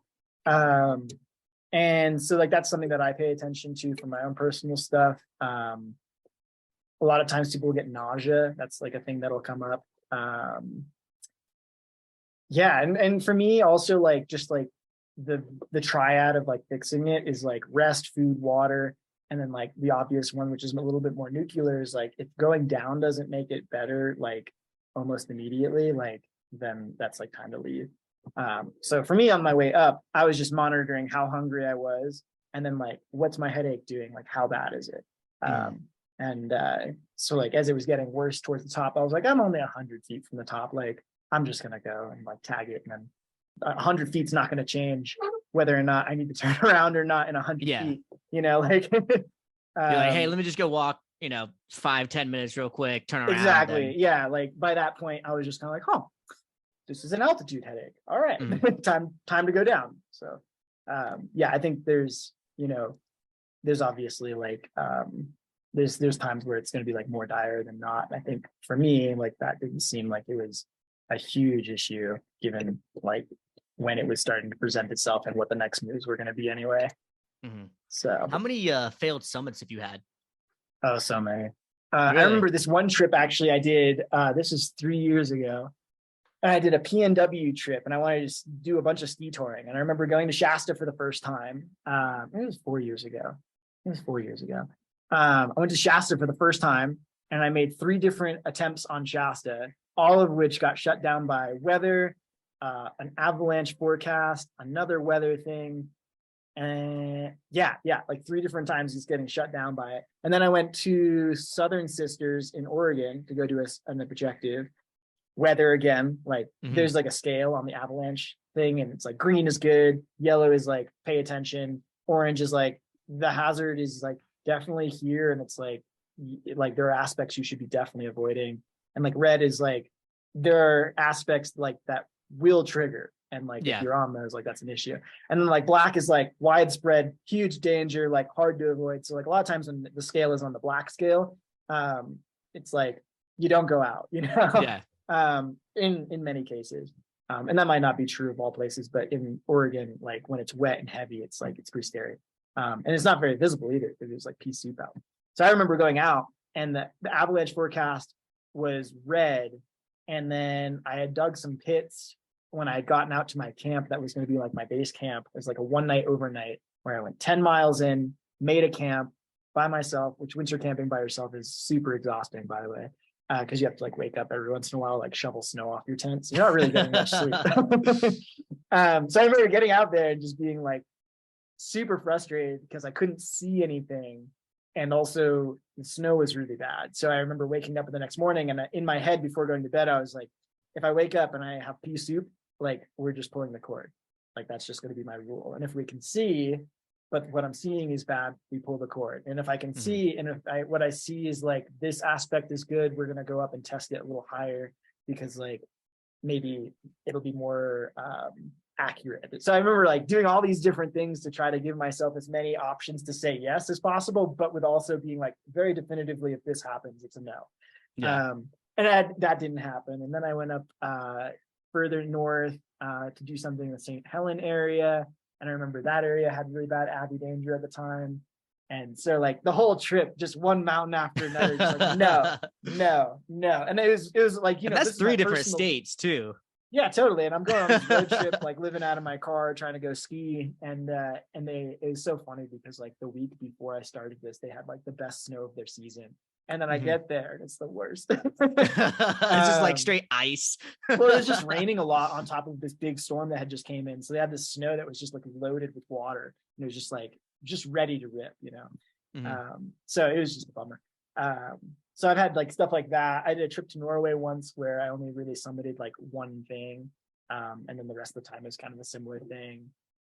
Let's see, what other things have I attempted and failed? By the way, I got to compliment how on brand the background is. Now that I think about it, we're just sitting here talking about mountaineering. You got like an ice axe in the background. Yeah, it's super old school. Look at the old style. Yeah, I think a lot of this is actually, this is the Sierra. I believe that's in Mont Blanc. I think that's also Mont Blanc area. This is around Cortina in Italy. Really cool spots. I actually went here last winter for a personal trip. It was super fun. There's like a Via Ferrata area if you're into trail running. You like to do like the low key climbing on stuff that's like ledge to ledge kind of style with like bolt ladders and stuff. Like it's pretty cool. Definitely worth checking out. Man, I've heard so many good things about like the Italian, French, and Swiss Alps. Yeah, super cool. I gotta make it there, bro. It's a good one. I think something that's worth. I saw you did a skydiving video, and they have a huge paragliding scene in Chamonix, which is in the Alps. And so if you ever get a chance flying into, I think you'd fly Geneva and then a train ride from there to Chamonix. And then they have huge paragliding community there, but also mountaineering and climbing. So I feel like it's a place you'd probably eat right up. Dude, I've tried, I've done a decent amount of skydiving. Like I'm still a novice, but I'm licensed. And I love it. And I've tried paragliding once and I was like, this is kind of fucking boring. I was like, I feel nauseous because like I got like motion sickness and like the view is great, but I was like, I like adrenaline. Like I drank a Red Bull 10 minutes ago. Like I was like, I'm bored. Like I want to do something else. Sure. Well, I just thought it was a pretty place too, so I feel like it's a good way to ski a lot without having to like walk. Yeah. Which I guess, I mean, there's plenty of walking to be done there too. Yeah, I've my buddy went up to somewhere.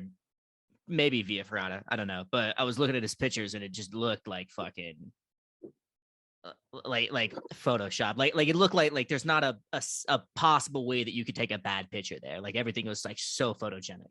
So totally. You know? Yeah, there's good photographers and then there's just good places to take photos. Yeah, exactly. How long were you living in your car for? Or have you been? I'm 9 months on and I've been doing that and it used to be like 6 months on. I've just started doing more winter trips. Let's see, it's been my 4th or 5th year, maybe my 6th year. Damn. It's been a minute. Yeah, it's actually not so bad. So in the Sierra, we're really lucky. There's this thing that falls out of the sky called rain, and we don't get that. Nice. So I think a lot of people that live out of their cars and other places, you know, like it rains, like your kitchen space, if you're not in a van, like is now raining, so you wouldn't want to cook. So that's like, you know, obviously it kind of defeats the purpose of living out of your car if you're eating out all the time.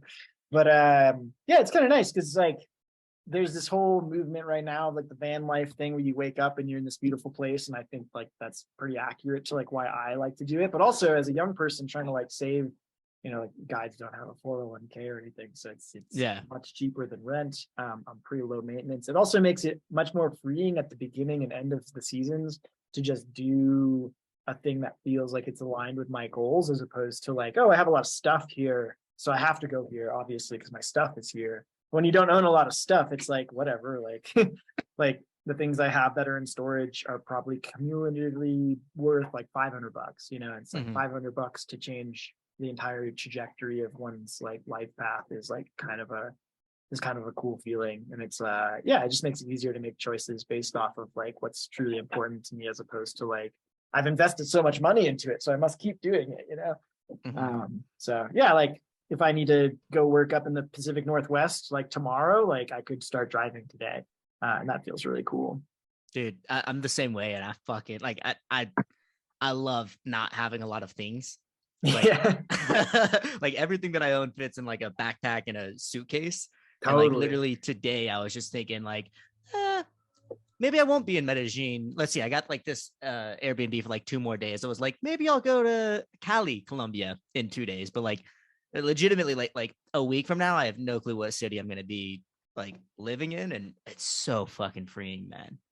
Yeah, it's kind of cool to have that freedom. I think something that is like a nice trade-off though to having like a place that is, so like some people when they live out of their car, they're kind of part of a circuit of some sort. Like, maybe you're working in like the entertainment industry and you're going from Las Vegas to the Bay to, wherever, like Salt Lake, and they're working the circuit. Or if you're in the climbing circuit, maybe you're like Joshua Tree to Bishop over to Moab, like just in this continual moving thing, right? Something that I enjoy is like, I've been on the east side of the Sierra for a while. And like for most of the time that I'm here, I'm in the same spot. And so I get to build that community, which I think is something that is hard to do when you live out of your car, especially in these like more rural communities. Like Mammoth Lakes is like, there's nice big houses and stuff. And like, if you drove into Mammoth, you might not think rural community, but it is like a mountain town, right? So there's not exactly like the same like foundational like people that are there at the same times every single year, unless you work in the same industry like myself. So like the other 3 months, I go back to Colorado and I watch Netflix and eat a lot of brownies, yeah, that's like kind of my winter plan. And it's kind of nice. It's definitely a trade-off. It's not for everybody, but I like it personally. So your off seasons, you just go to what, Denver? Yeah, so this year I have a place in Boulder actually, but usually it's somewhere just outside of Boulder, and then I climb the Front Range. I do some skiing, I do some ice climbing. Sometimes I do like an off job or something. This year I'm actually applying for in the spring to work on Denali, and so fingers crossed. Hopefully that all works out. As an instructor for the summit. Yeah, an instructor for like expeditions and stuff. There's a couple of different trips that like are run through different companies that I've kind of been looking into. But something that's important about going into that is doing coursework so that you are certified for that. And so although I've worked on terrain where I'm definitely like qualified from a what are you doing with your time kind of perspective, there's a couple of courses that like I'm going to be taking this winter as I come up. So I'm excited to like have time to go do that. So, I mean, I know Denali is expensive as fuck, and you probably can't really get like your own personal practice before you go. So do you start as like an apprentice instructor where you do like the first couple climbs? It depends. Like some people have recreationally like climbed Denali like on their own. And a lot of people do like things like Shasta, and then they'll go do things like Rainier, and then they'll go do Denali, right? That's kind of like a natural progression. Or maybe they'll throw Baker in there somewhere in the middle, just like have some more stuff. I'm actually curious, like how much like a Denali costs, like the trip. I was looking it up. It's like 10 to 20,000. Is it? Okay, yeah, so that's cheap, dude. Not cheap, but it's also a 20-day trip. So if you think about it in terms of ratio of days to dollars, when you compare that to like a week-long trip, it's actually pretty cheap. Not to say that it's cheap, but like when you're doing the ratio comparison, Yeah. But anyway, not important. So I'm excited to go work that. A lot of companies will have you work in the Cascades beforehand, which would not be the worst thing for me because I've always wanted to work in the Cascades. And I love working on Shasta, but I've worked it like a lot of years now, and I'm just kind of like, maybe I'll change up my terrain a little bit. So I've been playing around with the idea of working in the Tetons, but also it'd be kind of cool to work up in the Cascades. There's places like the Boston Basin area that's like beautiful, just like amazing alpine climbing that still has like snow and ice as parts of it. And then there's obviously like Rainier and Baker, and tons of stuff to go play with. So it'd be super cool to like just expand like where I work. Cause I get, like we went on a trip and you're like, hey, do you do this and this and this? And I'm like, oh, technically I don't, but like I could. And so like that kind of got my head moving. I was like, maybe I should like think about expanding my ranges, and that way I can guest guide when I have a client who's like really excited about doing something. Because it's really cool to like be a part of it the first time, but it's even cooler to be with it the entire way through until eventually, it's not as much of like I'm guiding them. It's more like this person just wants a partner and we already like know each other. But that's kind of cool, So that'd be super cool. Yeah. Yeah. And I know other guides that have that sort of relationship with people, and it's because they have all these places that they can work in. So that's what this season is about for me. I'm trying to like expand my turf. Yeah. Man, there's a ton of fucking really good mountains up in the Pacific Northwest. Like, I mean, obviously like Baker and Rainier, but also Hood, Adams, like totally. Yeah, Jefferson. Really St. Helens. Yeah, Jefferson. Like man, I want to do all of them. They all look so fucking pretty. Yeah. Yeah, they look sweet. I mean, there's a lot of companies that run a lot of them, and also even not for like guiding side of it. Like they're out there too. Like I think volcanoes are cool because you're always on the highest point for miles and you're on top of a volcano. Yeah. Although on the flip side, I like kind of northern Cascades a little more because you got like ranges. Like outside of Leavenworth, there's a beautiful area like the Stewart kind of Dragon Tail, area. Like that whole zone is like the Enchantments, I guess, is like the general region. Like there's something cool about being on top of a mountain and then being like, that one over there is the next one, Yeah. Whereas sometimes you're on top of a mountain, you're like, where are all the other mountains? Like with like Jefferson, you're like out in the middle of nowhere. Yeah. But, I'm throwing my permit in for Enchantments this coming season. Oh, really? Do you have a specific route that you're excited on? Or? No. So literally, I'm planning to come back to the States probably for about the summer and just go to all the places that I haven't been yet. Like I want to explore Colorado more. I want to do narrows top to bottom. I want to do half dome cables, not actually climbing, but do a little trek, little day hike. But then also just do a couple more like mountaineering trips, like maybe Rainier or Baker, Hood, Adams. So looked into all of them. Let's see how much I have time and money for. But all like the dream hikes, I'm literally gonna apply for a permit for all of them. So like Havasupai, Enchantments, Half Dome, Narrows. Like I'm just gonna I put my application in for all of them, and whatever I get approved for, let's do that this year.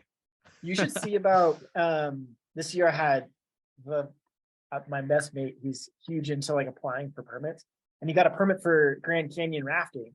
And what I didn't realize is a permit for Havasupai is much easier to get if you're rafting it. So if you ever have like, there's like people who get together sometimes and they'll like, as a group, they'll basically apply for a bunch of different slots. And basically because the whole group is applying for the same area, but it's under a bunch of different names, you've increased your odds. So if one person gets it, then the whole group can go. Really? Yeah. So, and that's like the way it's built. It's like kind of encouraging this sort of thing. So if Havasupai is on your list and like the permit side of it is like the part that you're like, oh man, like that sucks. Like that might be a way to consider doing it. Cause you could do Havasupai. I believe that's on the first half of the canyon. So you could even do like a half where you like go down half the canyon on water and then go do Havasupai and go a little further. And then from there, you can like hike out of the canyon on foot. And a lot of times they'll do like a swap. Cause that can be a cool way to do it just to like, I don't know, just like make it more varied, but also like you could be like, yeah, raft the Grand Canyon. That's pretty cool. Man, that sounds so fucking fun. Like the last couple of days before I left Peru, I did like a really simple river rafting trip where you just go up to like class 3s. But I've done like class 4s and 5s before, and like the whole time I was just like, dude, I need to do rafting more. Like I was thinking about the Grand Canyon. I was like, that probably cost like $2,500. I'm not sure what it cost. I think, well, because our group, we just had an outfitter and it was expensive. It wasn't, I think I paid like $3,000, but we didn't have guides because the people that were going on it were like capable. So if you have people that that are like rafters, that could be like one way to make it cheaper. But also like, I don't know if it's like, I imagine it's probably not cheap to have guides for like the whole one, but I imagine it might be fairly affordable to do it for like at least a half. But have a supai, like, just easier to get the permit that way. I didn't know that. So I was like, oh, maybe get the word out. Or maybe I shouldn't. Yeah, everyone out there, I'll stay edit this part quiet. out. Yeah, just take it out. It's just between you and me. Yeah. How is the payments in terms of like the work you do? Like, is it enough to where you can actually like save up a decent amount of money? I think I'm lucky in that the company I work for like takes really good care of us. Not all companies like for context, like because I work 9 months, I don't have to work those 3 months during the winter if I don't want to. I will do better off if I like work during those months, just because A, like mental health, but B, like it's also just like it's if you have free time during the winter, like to work a little bit, like why wouldn't you, right? Especially if that's something that you get a kick out of. I'm able to do that. And I don't think that's something that's common in the outdoor industry as a whole. Like outdoor educators, like I think the average pay for an outdoor educator is like somewhere between like 180 and like $210 a day, which and for people who don't know like the guiding world, like it's per diem work usually. It's not like per hour. And so depending on what state you work in, they may or may not require you to be paid a certain number of hours per day. So for California, for instance, like you're required to be paid 16 hours for every day that you're working. And then that's at minimum wage. So if you do the math out and then you look at what I get paid versus like what someone else might get paid doing the same exact job. Actually, it's interesting is I was looking at like a lot of companies that work on like Rainier, for instance, that those companies eventually, if you have experience, like bring you to Denali. I'm doing a lot of trips that are more instructional focused and maybe less objective danger and shorter increments. So a lot of that should translate in theory to it's an easier thing to do for work, right? And I get paid like almost $100 more than a lot of these companies do at a starting wage. Not even talking about like, like if you have experience, like which is like something that you would think that if you're a Denali guide, you would think you'd get paid more than you would if you were just like a Shasta guide. Absolutely, yeah. Right, but it's not the case. It's not the case. Wow. And something that's not really brought up with that is also like if you're on a trip for 20 days on Denali, you're not paying for anything for 20 days. Yeah. So there's that, but you're also not getting paid overtime. So it's like that's a thing. So it's just an interesting thing. And it's not necessarily like a good or a bad thing. It's not like a sneaky thing. Like I think people that apply for Denali, like part of the reason why they're applying for Denali is they want like guiding experience on this particular mountain. And there is value to that will translate into better work later for the monetary side. But let's be real, like guides aren't guiding because they want money. Like they're guiding because this like gives them, at least for myself, I can't speak for everyone. I'm definitely not doing it for the money. Yeah, if you're doing it for money, probably an investment banker would probably be a better route. Yeah, probably. Yeah. But so even like the lower paid guides, I mean, you said $200 a day. That's still like 60 grand a year, right? Oh, it's probably a little less than that. But also you have to remember it's seasonal work. So like, if your average guide works 6 months of the year and like pretty like a lot of work during the 6 months, or the other 6 months, if they don't have a discipline that works through the winter, they might be doing something that's like a very like dead end job kind of thing. Just as like a lot of people will be like a ski instructor for the winter and a guide during the summer, or they might be like a teacher during like the semester season and then like they guide during the non-semester season. That's badass. So like I like know people who have done that. And so like it depends on like what you do. I know people who are in the nursing world that like, they nurse for travel nursing contracts for 6 months and then they guide during the non-6 months. So it just depends on like what you're up to. For a lot of people, like it is a privilege to be able to go guide because it isn't always financially achievable. For a lot of people, it's expensive to learn, it's expensive to maintain, and then the pay isn't always like what it should be for the amount of work that's put in. And then also you think about like a lot of jobs that come with like saving stuff or like healthcare or like stuff like that, and like a lot of companies don't really provide that. In California, we're lucky because like you can be a part of like programs that like help with that sort of stuff. But like not every state is like that. So it just kind of depends on where you work a bit. But those things cost money, right? So it's like, Yeah. so when you start really looking at like the net of your life, like what are you spending, what are you not spending? Like, yeah, you can save a lot on living out of your car. And then also like there's the other side of it of like, this is an expensive endeavor to go do. Yeah. I was talking to like a scuba dive instructor. She was on my river rafting trip with me, and I just did like a month in Honduras, getting like my dive master certification. So like in theory, I can work within the industry of scuba diving, but like talking to them, they're like, yeah, so you'll make about $200 per month less than you'll spend. So it's pretty much like something that you're just doing for fun. You're like, yeah, it's like ski instructing. Like the industry like gets paid for your time. You don't get paid by the industry for your time. yeah, Yeah. I'm debating whether I want to ever like do something like that or not, because it's basically like, hey, you're not gonna have any more money at the end of the year than you did at the start of the year, but you'll have much more important things sometimes though, Yeah, exactly. So like, what is your relation with money? Like, how important is it to you? I can't help but to think about it sometimes throughout the year, the week, like how am we doing this month, like that kind of thing, mostly because I am seasonal. So there's like, for me at the end of the year, I need a specific amount of money so that the winter will run okay. Like I need to pay for rent, I need to pay for like bills, like if my car is getting paid off, like which this upcoming month it's going to be paid off. So hell yeah, bro. So anyway, yeah, so like to me, like the money component is like hard to ignore completely. Also being lucky in that I'm now working for a company that like takes really good care of us. It's something that like I can't help but to notice when I'm applying for new places. Because something that'll come up in my mind is like, okay, well, like, can I afford to take this new job?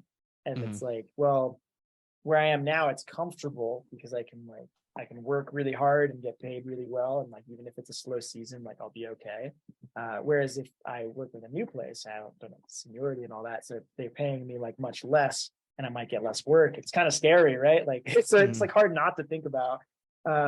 Especially, being an independent person, I don't have like a huge network of folks that would like, if things didn't work out, like, oh, you gotta like, you gotta take care of yourself, The good thing is your house is going to be paid off next month. It's true.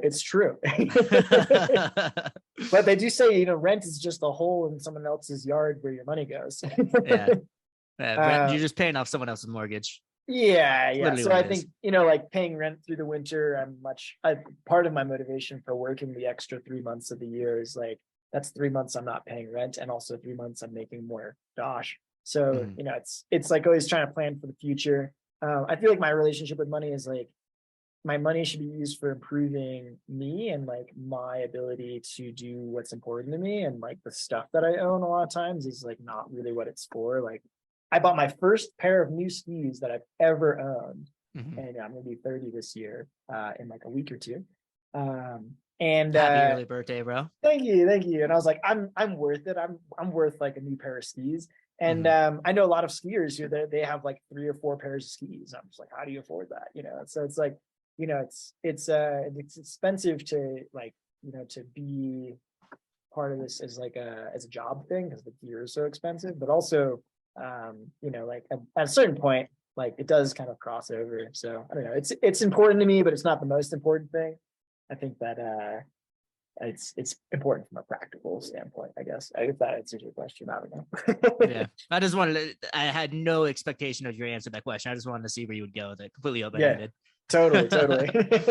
Yeah. See, in people's interest, like relationships with money, living like a what I would consider like an unconventional lifestyle, like it's always a fun topic to bring up. Yeah, totally.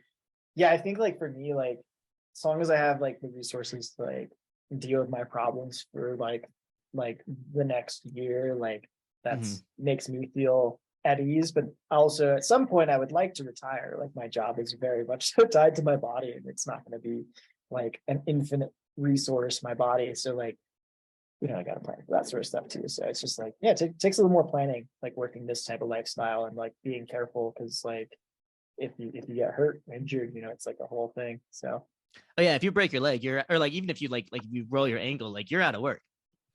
Yeah, I mean, yeah, you're kind of hosed, and also it might not just be like for a couple of months. Like you break your leg, you could be out on a job for like a year, and that's Yeah. yeah, it could be devastating. So it does Yeah. take a little bit of like just being mindful of that, like economically. I think it'd be really easy in this lifestyle to be like, oh, I do all these cool things for work. Like after the season's over, I have all this free time. Like maybe I'll just go blow it, go do this and this and this. And people I think that I talk to from home that maybe have a more traditional lifestyle, they're like, oh, your life is so cool. You get to do this, this, and this. And like, yes, and also like it's not like a free for all. Like I do have to like have some restraint. Otherwise, if something happens, just like if it happened to you, it's like you got to pay the consequences and you got to be ready for that. Yeah, there's trade-offs you have to plan for. Totally. What is your biggest like goal or ambition within either like mountaineering or rock climbing? But like, is there like one set thing where you're like, oh man, that mountain I want to climb, or like that route I want to do? Like, what is like Yeah. your biggest ambition with that?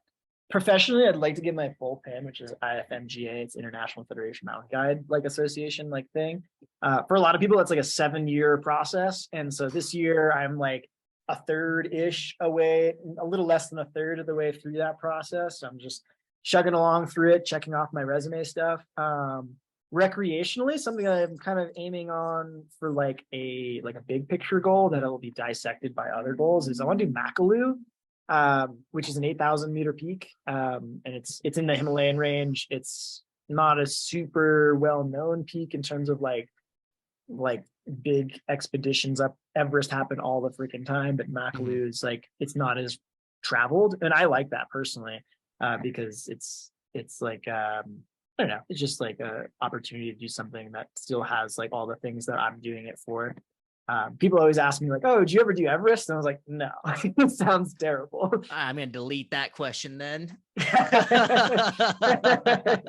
Why don't you want to do it? Just too many people? It's just too expensive? like I said, like I like the pushing myself element, the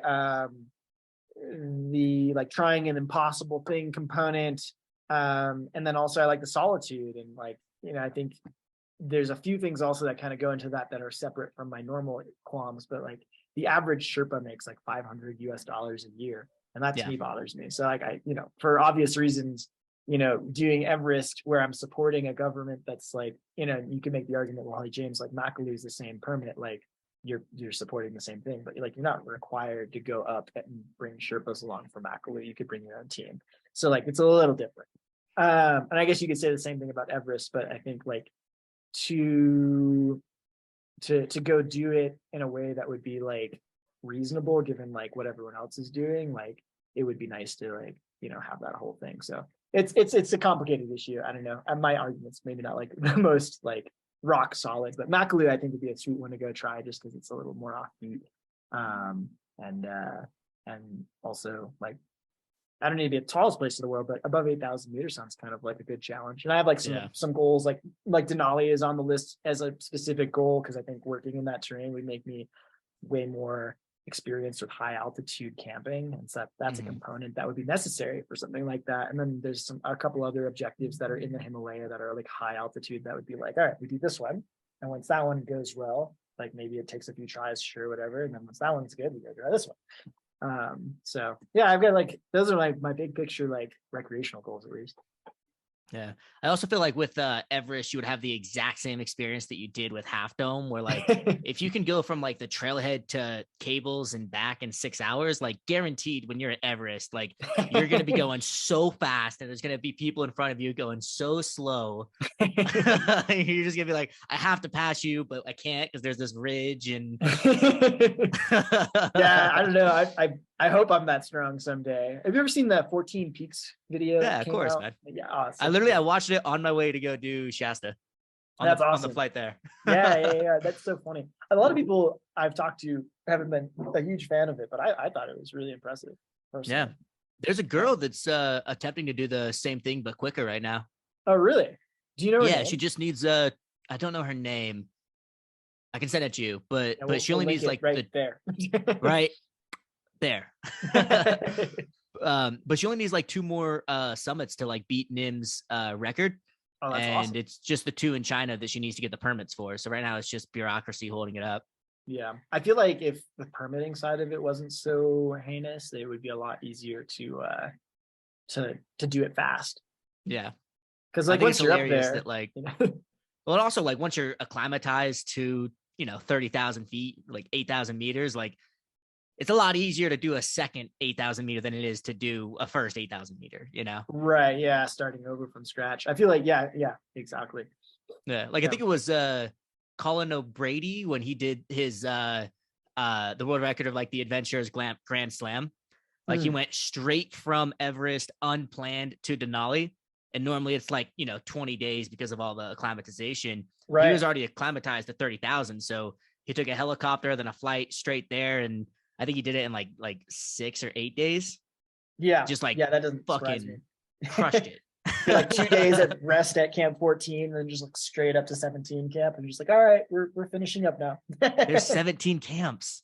Well, there's the camp 17 is at 17,000, and a lot of people. Oh, okay. Yeah. So a lot of people will fly in to Denali at, I think it's 10 or so, and then they walk up to 14, and that's like a camp. And then from there, that's where they spend most of their time acclimatizing. And then there's another camp at 17, and that is the last camp before a summit attempt usually. Mhm. And then from there you turn around. But so you just I feel acclimatize at 14 for a little bit, then you go up to 17, acclimatize there, and just wait for a weather window to open up. there's a lot of different ways to do it, but with the ways that I've seen, like, well, I've talked to a few of my coworkers who've like worked on Denali with other companies and such, and they'll spend a lot of time at 14, and then they'll spend a little bit of time at 17 because it's also where you're going to sleep after you summit. So you'll go up there as an acclimatization hike and drop some stuff and then go back down to 14, and then you'll hang out at 14 for whatever.